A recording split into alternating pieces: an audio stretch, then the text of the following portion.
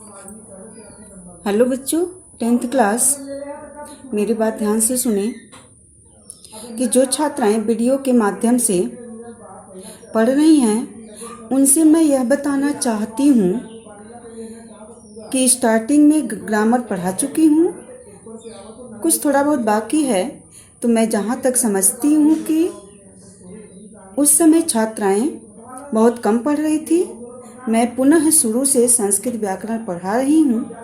आप सभी अपने भविष्य को ध्यान में रखते हुए मन लगाकर पढ़ें और समझें। बल्कि जो छात्राएं अभी तक क्लास से वंचित हैं उनसे बोल दीजिए कि शीघ्र एडमिशन लेकर ऑनलाइन क्लास ग्रुप में जुड़ जाएं।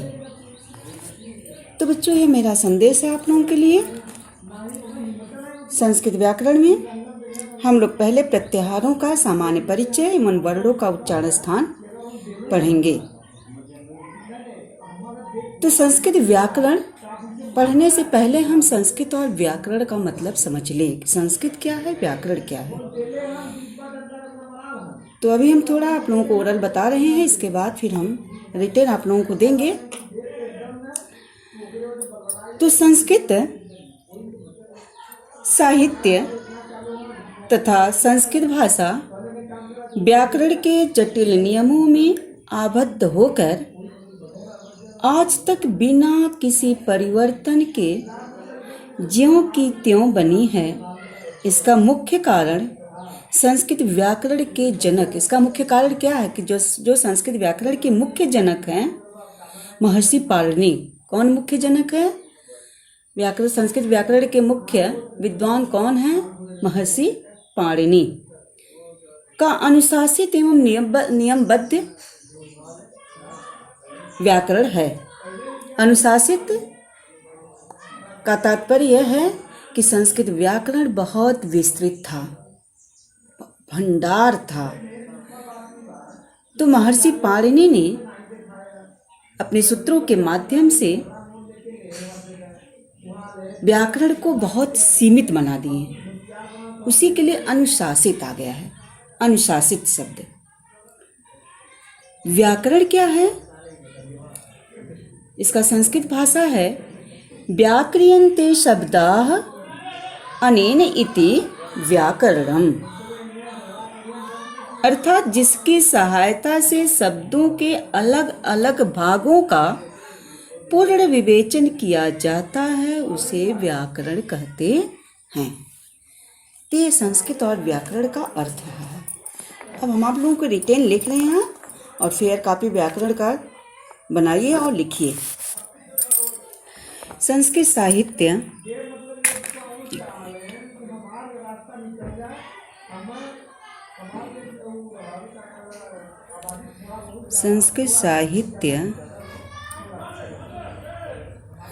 तथा संस्कृत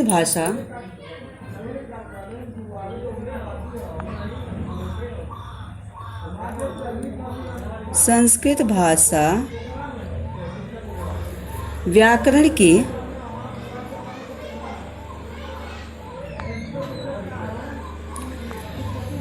जटिल नियमों में आबद्ध होकर, व्याकरण के जटिल नियमों में आबद्ध होकर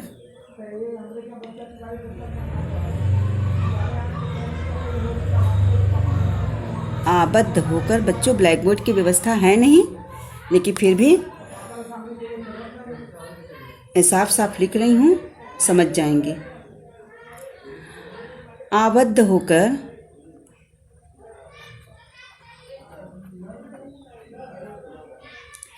आज तक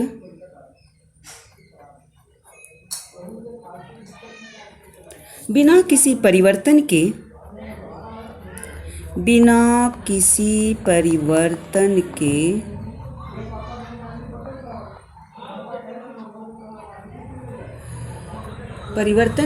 ज्यों की त्यों बनी है। ज्यों की त्यों बनी है। ज्यों की त्यों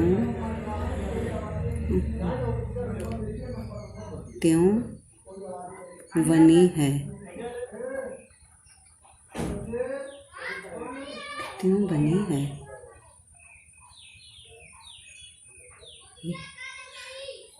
इसका मुख्य कारण, इसका मुख्य कारण व्याकरण के जनक के कारण संस्कृत व्याकरण करण के मुख्य जनक महर्षि पाणिनि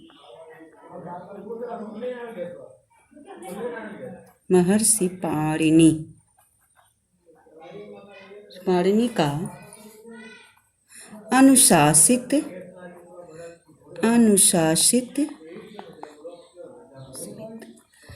एवं नियमबद्ध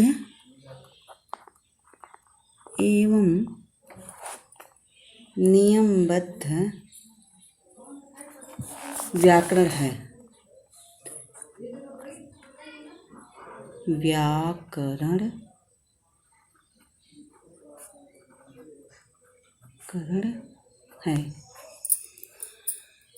भाषा का अर्थ भी जान लीजिए, थोड़ा सा बता देते हैं कि भाषा यानी संस्कृत भाषा, यानी भाषा क्या है, भाषा शब्द की उत्पत्ति कैसी हुई है। भाषा शब्द संस्कृत की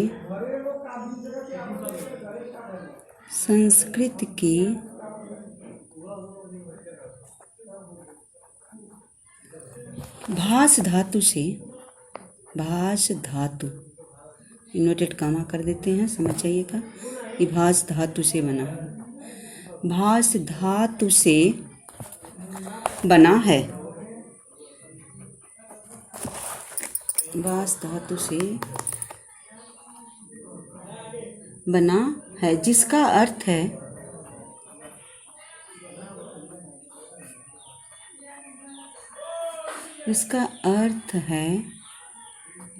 स्पष्ट उच्चारण, स्पष्ट उच्चारण।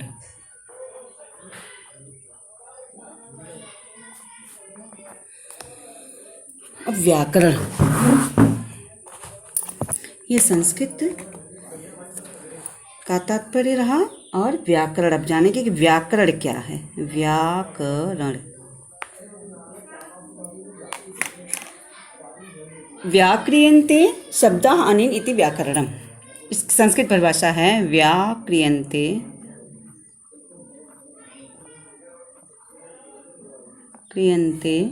शब्दाः अनेन इति व्याकरणम्।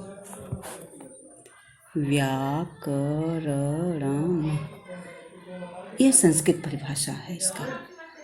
व्याकरण की यह संस्कृत परिभाषा इन्वर्टेड कामा में कर लीजिएगा। अर्थात जिसकी सहायता से,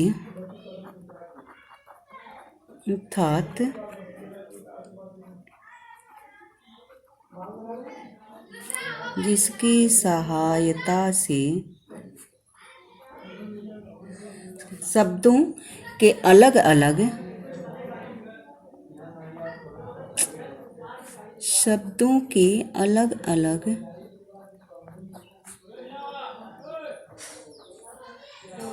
भागों का पूर्ण विवेचन किया जाता है।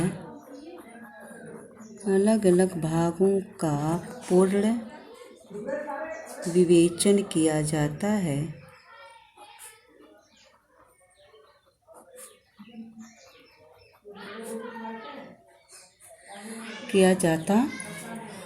उसे क्या कहते हैं? व्याकरण। उसे व्याकरण कहते हैं।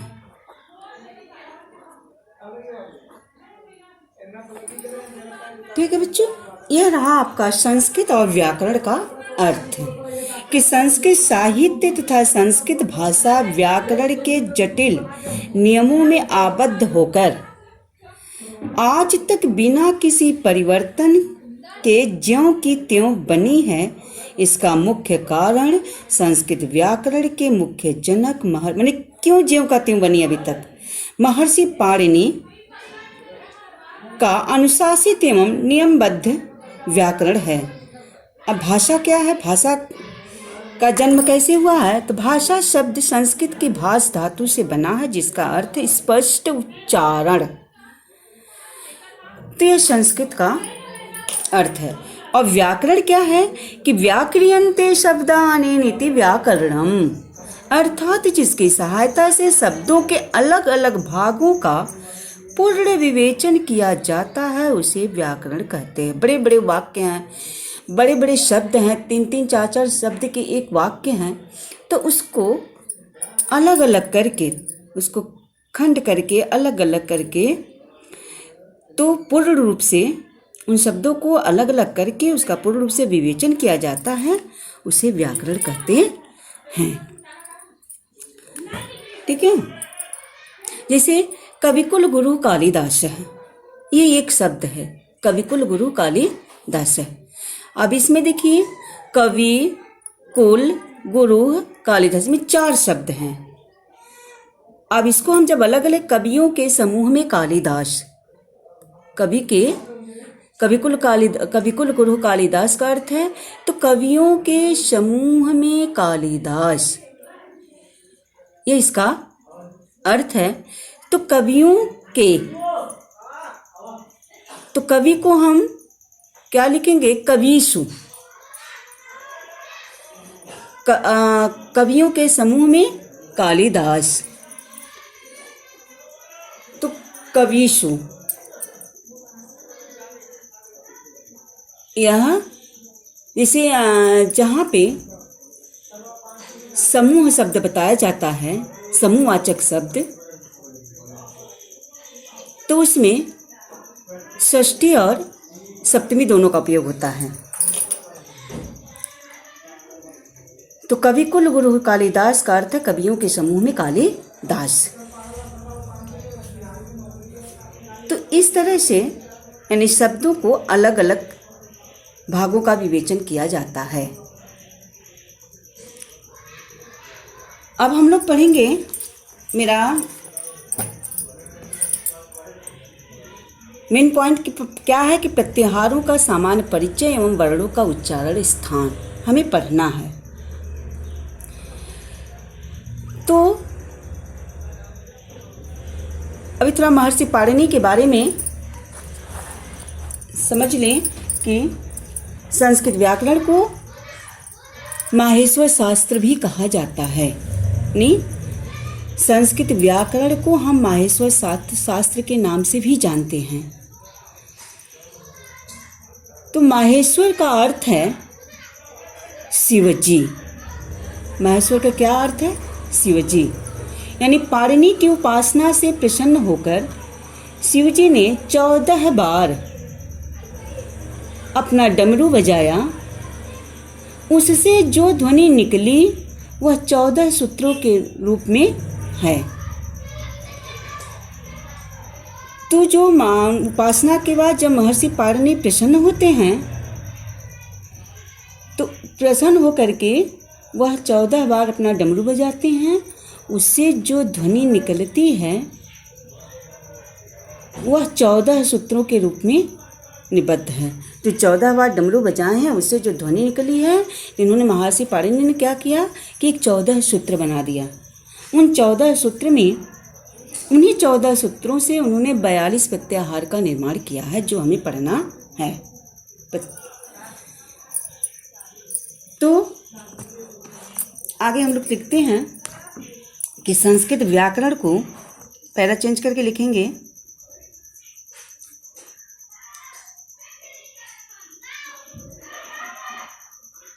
संस्कृत व्याकरण को और किस नाम से जानते हैं?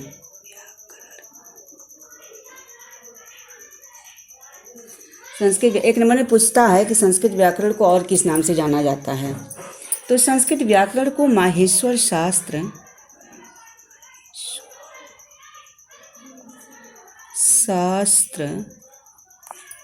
कहा जाता है।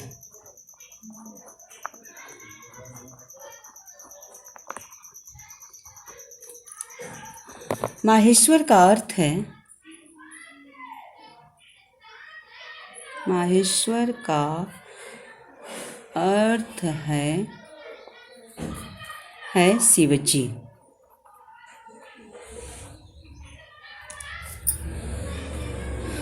अब उसका रीजन क्या है कि पाणिनि की उपासना से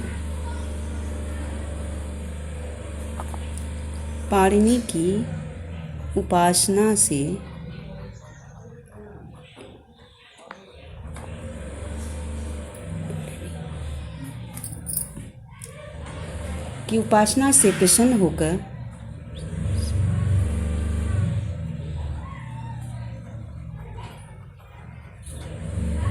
होकर शिव जी ने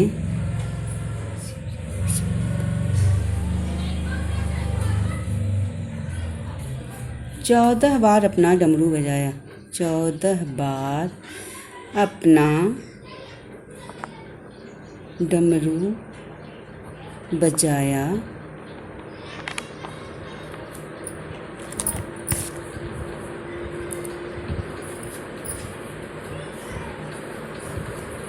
उससे जो ध्वनि निकली,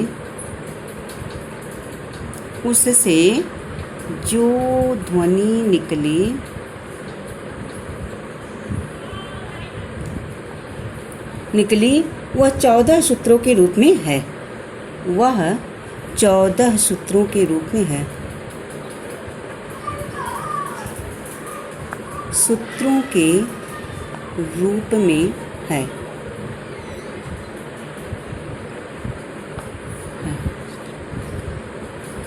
और 14 सूत्र निम्नलिखित हैं।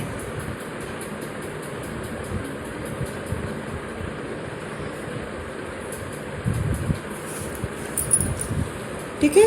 अब जो हम लोग प्रत्याहार पर पहले पढ़ेंगे, तो पहले वह महर्षि पाणिनि के 14 सूत्र के बारे में पढ़ेंगे कि वह 14 सूत्र कौन कौन से हैं। जो 14 बार डमरू बजाते हैं तो उससे जो ध्वनि निकलती है, उसे उन्होंने 14 सूत्रों का निर्माण किया। तो 14 सूत्र कौन कौन से हैं?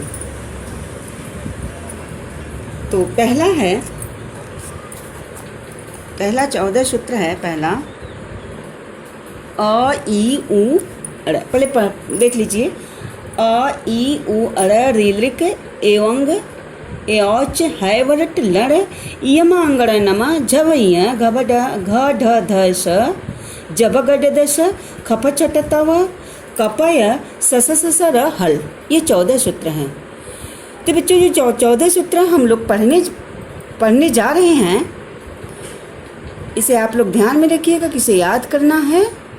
और यह 14 सूत्र, इनका जो व्याकरण है, महर्षि पाणिनि का इन 14 सूत्रों पर आधारित है।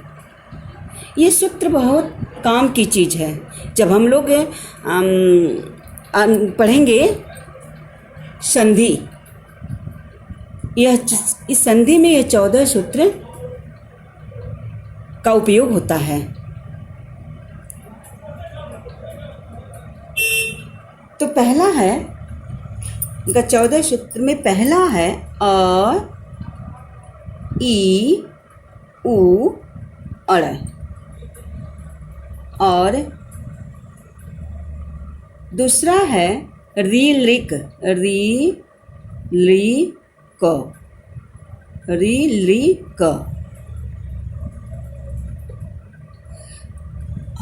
लास्ट वर्ड हलंत होता है। हलंत वर्ड का होता है। जो जितने लास्ट वर्ड होते हैं वो हलंत वर्ड होते हैं। री लिक। तीसरा है, जब हम संधि पढ़ाएंगे तो बताएंगे। और इसी 14 सूत्र से 42 प्रत्याहार का निर्माण हुआ है। तीसरा है ए ओ अंग। चौथा है ए औ ए औ च। और पांचवा है ह य व र ट। सब लास्ट वर्ड जो है हलंत वर्ड रहेगा। हाय वरट। छठा है लड़। और सातवां है हर वर्ग का अंतिम वर्ड।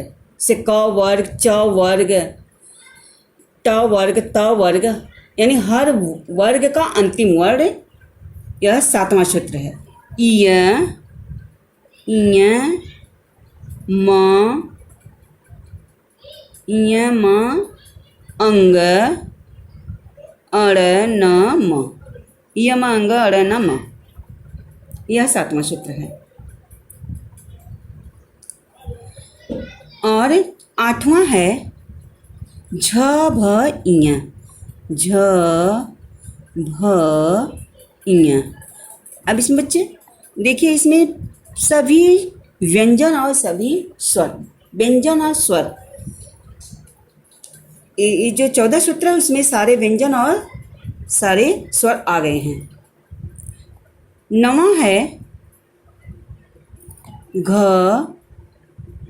ढ, घ, ढ, ध, एक मिनट, घ, ढ, ध और श, मूर्धन्य श, मूर्धन्य श है। और 10वां है ज, ब, ग, ड।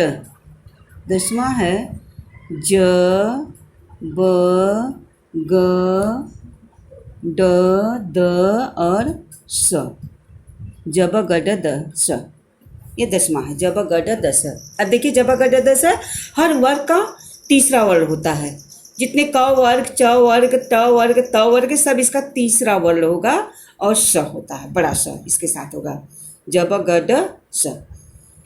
यह जब हम लोग व्यंजन संधि पढ़ेंगे तब इसकी जरूरत पड़ती है, ज, ब, ग, ड, द, स की। व्यंजन संधि में और जस्व संधि जब पढ़ेंगे, झलाम जसो अंते, जस्व संधि यानी झल का जस बनता है, उसमें झल प्रत्याहार का जस प्रत्याहार बनता है। अब झल क्या है, इसी में झल प्रत्याहार भी आपको मिलेगा, जस प्रत्याहार भी इसी में मिलेगा। तो जब हम प्रत्याहार बना लेंगे तब हम आपको संधि पढ़ाएंगे, तब समझ में जल्दी से आएगा। और 11वां है, 11वां ख, फ, देखिए ख, फ, छ, देखिए कौन सा वर्ण, हर वर्ग का कौन सा वर्ण आ रहा है, दूसरा वर्ण। ख, फ, छ, ठ, थ,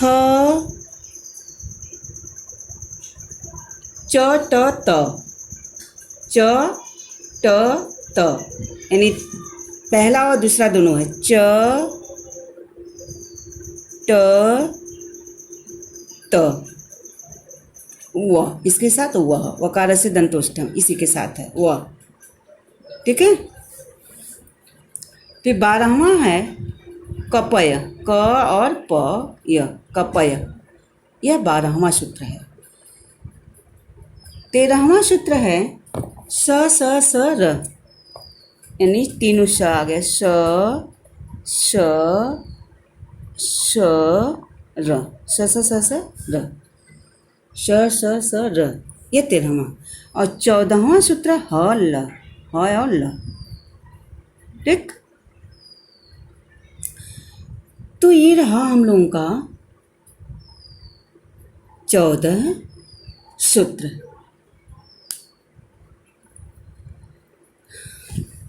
ठीक है, फिर से देख लीजिए। अ, ई, उ, अड़, ऋ, लृक, एवंग, एवच, हाय वरट, लड़, इयम, अंगड़, नम, जब, इय, घट, दस, जब, कट, दस, खप, चट, तब, कपय, सस, सस, र, हल, ये 14 सूत्र है बच्चों।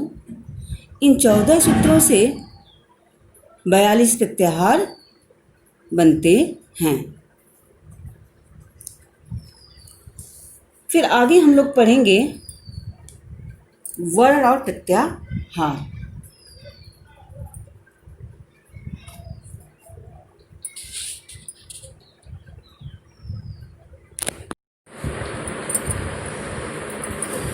तो आगे बच्चों हम लोग वर्ण एवं प्रत्याहार पढ़ेंगे कि वर्ण क्या है, प्रत्याहार क्या है।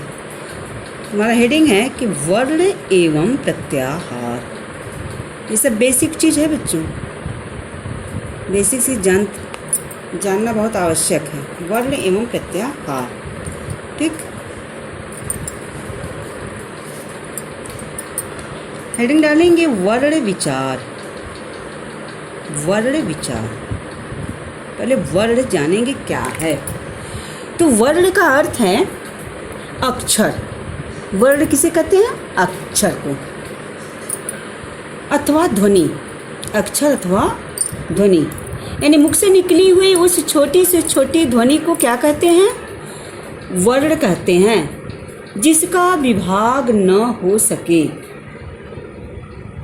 जैसे अ, ई, उ, च, ट, त। च आधा, ट आधा, त आधा हलंत रहेगा। हलंत वर्ण होता है, वो आधा होता है। इसको हम अलग नहीं कर सकते हैं। आपको हम क्या अलग करेंगे? ई को क्या अलग करेंगे? वह अपने आप में अकेला है, इसको हम अलग नहीं कर सकते हैं।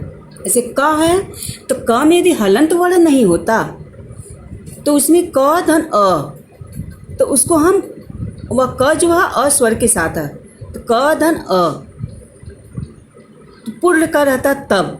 यदि क हलंत वर्ण है तो इसको भी हम अलग नहीं कर सकते हैं। तो वर्ण का अर्थ है, वर्ण का अर्थ है अक्षर। क्या है? अक्षर, अक्षर अथवा ध्वनि।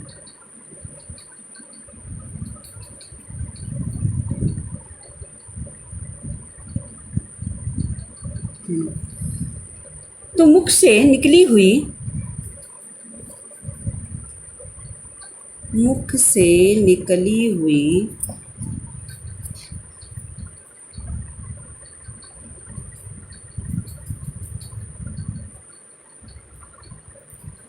उस छोटी से छोटी ध्वनि को क्या कहते हैं? वर्ण कहते हैं। मुख से निकली हुई उस छोटी से छोटी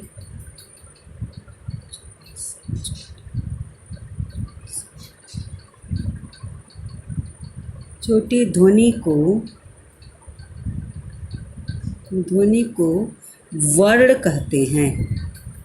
वर्ण कहते हैं। पेन भी नहीं चल रहा है। कहते हैं, ठीक। जिसका विभाग न हो सके, जिसका विभाग न हो सके, न हो सके। जैसे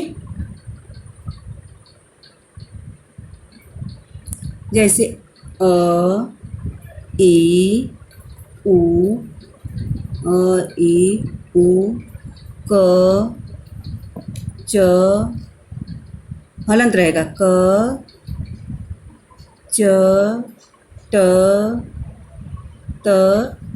तो ऐसे वर्ण का हम अलग नहीं कर सकते हैं। अ, ई, उ, क, च, ट, त।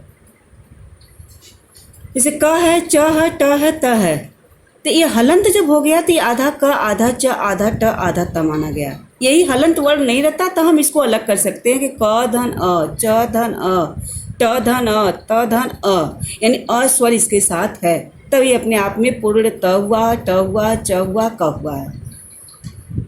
तो इसको हम वर्ण कहते हैं। वर्ण का अर्थ है कि अक्षर अथवा ध्वनि, मैंने मुख से निकली हुई उस छोटी से छोटी ध्वनि को वर्ण कहते हैं, जिसका विभाग न हो सके। जैसे अ, ई, उ, क, च, ट, त। ये एग्जाम्पल में आपको बता दिया गया है कि ऐसे वर्ण को हम अलग नहीं कर सकते हैं, तो इसको वर्ण कहते हैं, ठीक है। तो संस्कृत में स्वर और व्यंजन दो प्रकार के वर्ण होते हैं। स्वर और व्यंजन, जानती हैं स्वर और व्यंजन? यानी स्वर अ, ई, उ, री, ली, ए, ऐ, ओ, औ, अंग, जितने स्वर हैं यह वर्ण हो गए। और व्यंजन, व्यंजन में जो क, ख, ग, यानी जितने वर्ण होते हैं वह व्यंजन वर्ण होते हैं। स्वर और व्यंजन, यहाँ बताया गया कि संस्कृत में स्वर और व्यंजन दो प्रकार के वर्ण होते हैं। तो जितनी मात्राएं होती हैं वह स्वर होते हैं, और जो व्यंजन जो होते हैं, वो जो वर्ण होते हैं वह व्यंजन होते हैं। क वर्ग, च वर्ग, ट वर्ग, त वर्ग। अब इसमें बताया जाएगा कि स्वर, अब यानी स्वर जिन वर्णों के उच्चारण करने में अन्य वर्ण की सहायता न ली जाए उन्हें स्वर कहते हैं। स्वर कितने प्रकार के होते हैं? 3 प्रकार के होते हैं, हर्ष स्वर, दीर्घ स्वर और प्लुत स्वर। तो हम लोग पहले संस्कृत में स्वर और व्यंजन के बारे में जान लें। तो संस्कृत में स्वर और व्यंजन, स्वर और व्यंजन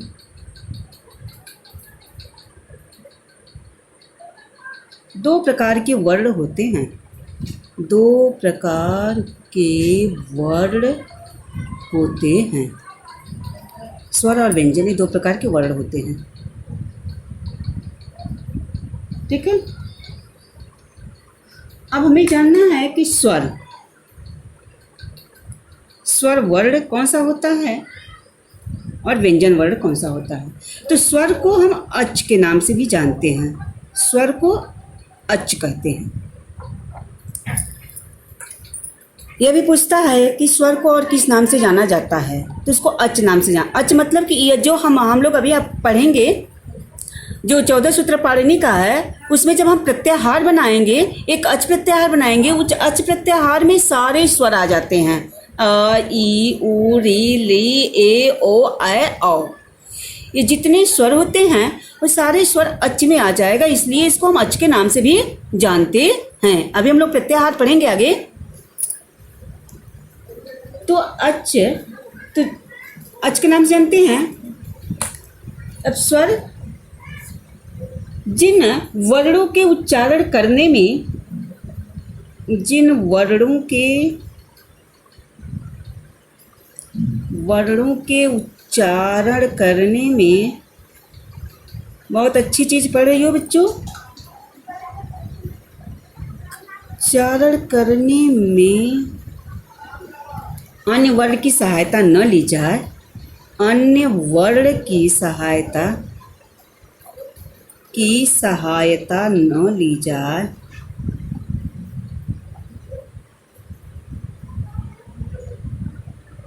न ली जाए, उन्हें स्वर कहते हैं। उन्हें क्या कहते हैं? उन्हें स्वर कहते हैं।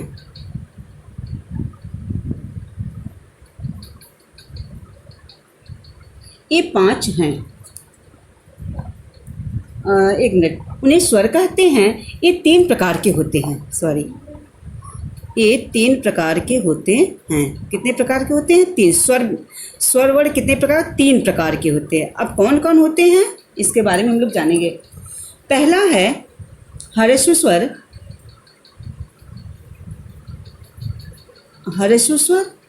और दूसरा है दीर्घ स्वर, और तीसरा है प्लुत स्वर। क्या है? प्लुत स्वर। ठीक। अब देखिए, वर्ण विचार हम लोग पढ़ रहे हैं बच्चों। तो वर्ण विचार में देख लीजिए कि वर्ण का अर्थ है कि अक्षर अथवा ध्वनि मुख से निकली हुई उस छोटी से छोटी ध्वनि को वर्ण कहते हैं, जिसका विभाग ना हो सके, जिसको हम अलग न कर सके, जैसे अ, ई, उ, क, च, ट, त। तो संस्कृत में स्वर और व्यंजन 2 प्रकार के होते हैं। संस्कृत में स्वर और व्यंजन 2 प्रकार के वर्ण होते हैं। तो स्वर क्या होता है, इसको हम लोग अभी पढ़ रहे हैं। तो स्वर को हम किस नाम से जानते हैं? अच के नाम से जानते हैं। जिन वर्णों के उच्चारण करने में अन्य वर्ण की सहायता न ली जाए, यानी किसी अन्य वर्ण की सहायता से वह वर्ण नहीं बनता है, वो अपने आप में अकेला होता है, तो उसे स्वर कहते हैं। ये 3 प्रकार के होते हैं, ह्रस्व स्वर, दीर्घ स्वर और प्लुत स्वर। ठीक है। अब ह्रस्व स्वर क्या है, दीर्घ स्वर क्या है और प्लुत स्वर क्या है, अब इसके बारे में हम लोग पढ़ेंगे। तो ह्रस्व स्वर क्या है? ह्रस्व मीन्स छोटा, दीर्घ मीन्स बड़ा। तो ह्रस्व स्वर होता है कि जिस स्वर के उच्चारण में एक मात्रा का समय लगे उसे ह्रस्व स्वर कहते हैं। ये 5 होते हैं। इनकी संख्या कितनी होती है? 5 होती है। अ, ई, उ, री, ली, ये ह्रस्व स्वर होते हैं। और दीर्घ स्वर क्या होते हैं कि जिस स्वर के उच्चारण में 2 मात्रा का समय लगे उसे दीर्घ स्वर कहते हैं। अब उसके अंतर्गत कौन कौन से वर्ड आते हैं देख लीजिए। ये अपने आप में 8 होते हैं। आ, ई, उ, री, ए, ऐ, ओ, औ। तो कितने स्वर हो गए? 8 पाँच 13। 5 ह्रस्व स्वर में और 8 दीर्घ स्वर में। ह्रस्व स्वर के वर्ण कौन कौन से हैं? आ, ई, उ, री, ली। दीर्घ स्वर के कौन कौन से वर्ण हैं? आ, ई, उ, री, ए, ऐ, ओ, औ। ये दीर्घ स्वर है। प्लुस स्वर क्या होता है कि जिस स्वर के उच्चारण में 3 मात्रा का समय लगे उसे प्लुस स्वर कहते हैं। 3 मात्रा का समय लगता है। प्लुस स्वर के बाद 3 का अंक बना होता है। जैसे जैसे ओम, ये 3 मात्रा का समय इसमें लग रहा है। ओम, ओम जब हम लिखते हैं बच्चों तो ओम में ओ लिख करके उसमें 3 का अंक रहता है। इसके बाद म, ओम, ये प्लुस स्वर के अंतर्गत आता है। तो हम लोग ह्रस्व स्वर, दीर्घ स्वर और प्लुस स्वर अभी ओरल पढ़े हैं। कल हम लोग इसको रिटन पढ़ेंगे, कल लिखेंगे और इसके बाद लिखते हुए आप लोगों को समझाएंगे। तो आज का बच्चों हम लोगों का पठन पाठन समाप्त होता है। कल फिर हम लोग आगे का जो संस्कृत व्याकरण है पढ़ेंगे। और इसको फेयर कॉपी बना लीजिए। अगर अब बना ली है तो अच्छी बात है, नहीं बनाई है और बच्चे जो नए बच्चे पढ़ रहे हैं, जुट गए हैं, उनके लिए भी मेरा सजेशन है कि नई कॉपी बनाइए। और जितने ग्रामर मैं लिख रही हूँ बहुत विधिवत, तभी तो स्टार्टिंग है और आगे बहुत मज़ा आएगा ग्रामर पढ़ने में। तो घबराइए नहीं। ये जो माहेश्वर सूत्र से एकदम मत घबराइए। माहेश्वर सूत्र बड़े काम की चीज़ है। इसको आप लोग लिख करके अपनी फेयर कॉपी पर, 1 मिनट देखिए, और फेयर कॉपी पर लिख लीजिए और इसको पहले रट लीजिए माहेश्वर सूत्र। और 9th में हम आप लोगों को लिखवाए हैं। कुछ बच्चे हमको याद करके सुनाए भी थे 9th में, बहुत अच्छे से सुनाए थे। तो ये 10th में भी है, 9th में भी है, 10th में भी है, या लिखी भी होंगी। अगर नहीं लिखी हैं, कॉपी इधर उधर हो गया तो फिर से आप लोग लिखते जाइए।